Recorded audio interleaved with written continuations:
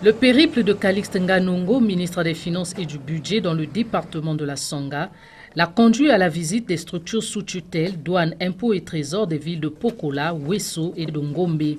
Si à Pokola, il se pose un problème de connexion Internet pour mieux faire fonctionner le guichet unique de dédouanement. À Wesso, les conditions de travail laissent à désirer à la direction départementale du Trésor. Ici, le bâtiment se trouve dans un état de délabrement avancé.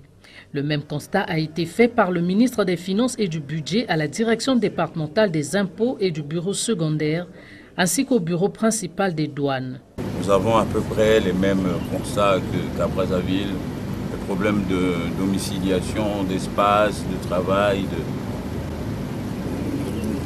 Aujourd'hui, c'est déplorable. Je crois qu'un effort est à faire de ce côté-là. On va voir si il n'est pas besoin d'actualiser ce travail pour trouver les solutions, dans certains cas tout de suite. C'est le bâtiment qui a arraché le sourire du ministre des Finances, le guichet unique de dédouanement et la direction départementale du contrôle budgétaire.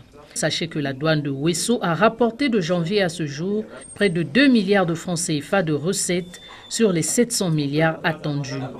Calixte Nganongo a également rencontré les responsables des sociétés d'exploitation forestière CIB Olam et IFO, deux principaux clients des douanes de la région avec 30 milliards de francs CFA de chiffre d'affaires réalisé en 2018 par la société IFO.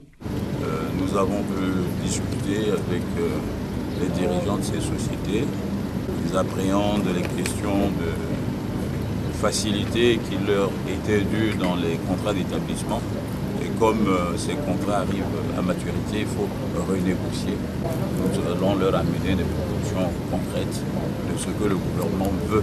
Cette première descente du genre pour Calixte Nganongo lui a permis d'être en contact avec une certaine réalité. J'ai découvert beaucoup de choses. Là, j'ai eu la chance de voir sur place comment ça se passe.